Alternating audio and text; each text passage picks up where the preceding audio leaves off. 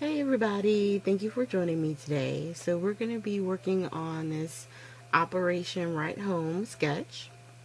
At this point you can pause it to get all your sketch or all your sizes, okay?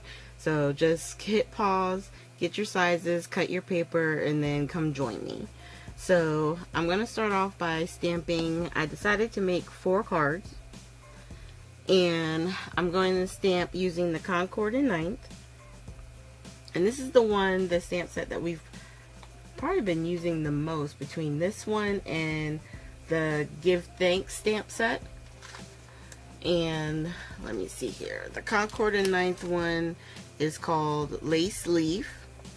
And I also used sentiment stamps from the Altenew Layered Cupcake stamp set. It has a thank you and a happy birthday that I really like the font of. So I use that as well.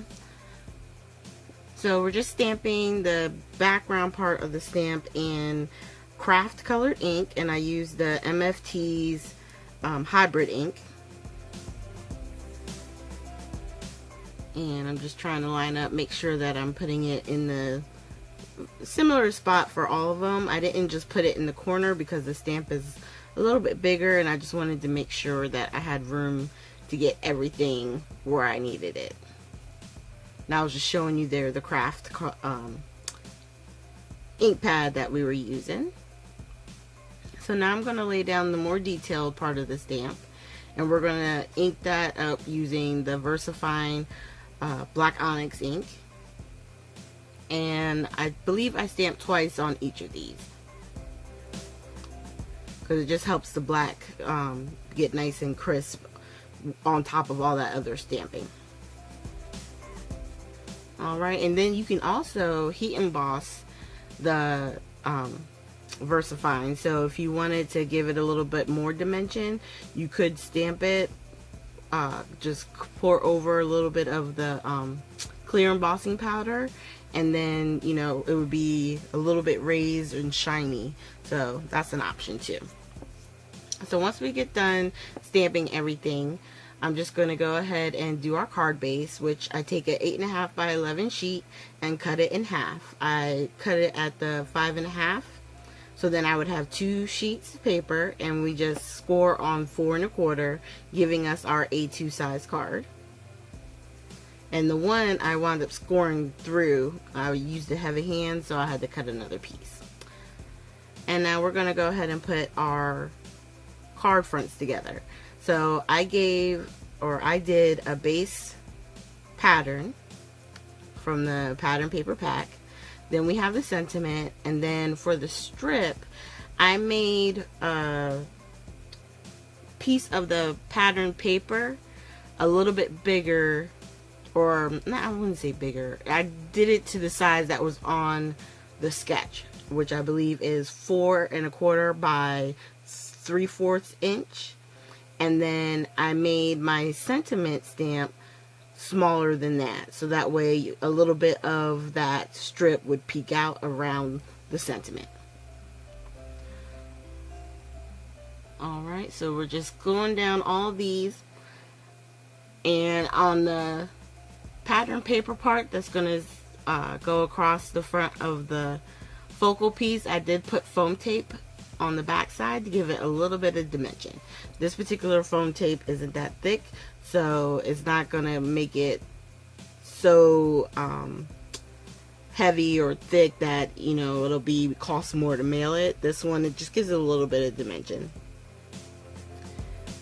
And any parts that you find that might be hanging over, you just use your scissors and trim it off. And I want to say for the sentiment, I made it the same length, so it was 4 1/4, just like the pattern paper. But I think instead of doing it at 3/4, I did it at a 1/2 inch. So where you see the thank you and the happy birthday, it's a 1/2 inch by 4 1/4, and then the pattern paper behind it is 4 1/4 by 3/4 inch. Alright, and it's really easy. Once you cut out all of your pieces, you just do each step that you have to do, you do in order for all 4. So if it's stamping the sentiment, then you stamp all 4. If it's doing the focal image, you do all 4.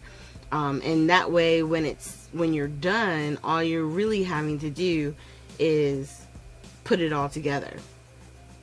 And I'm almost done. I believe this is the last one. Yep, this is the last one. And each time I almost put the foam piece one down first, and then I'm like, oh yeah, no, I gotta put this piece down first. But thankfully, none of them got down before I put down the focal piece. Alright, and once we get this one added on with the sentiment, then we're going to do the Nuvo drops like we did with the other ones. I'm going to do 2 with the liquid mercury,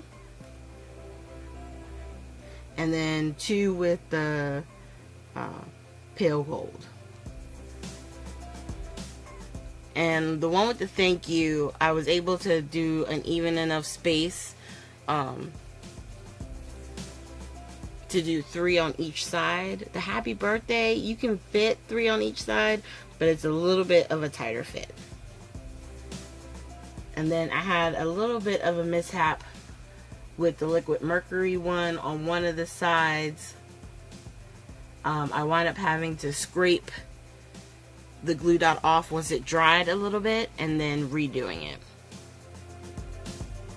Because you can see there on the left side of the happy birthday one, it was just a little bit off center.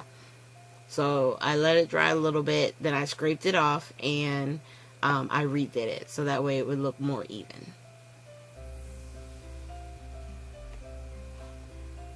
Alright, and now with this one, we've been doing the Carta Bella cardstock for a while now, and so I did the card box, the card holder box. I'll have a link down below to Scrapbooking with me, where she gave us the measurements and the sizes and everything for the card holder, so that way you guys can have that. I just really covered the outside and not the outside, I did the side where the container closes, and then I also put the pattern paper on the inside.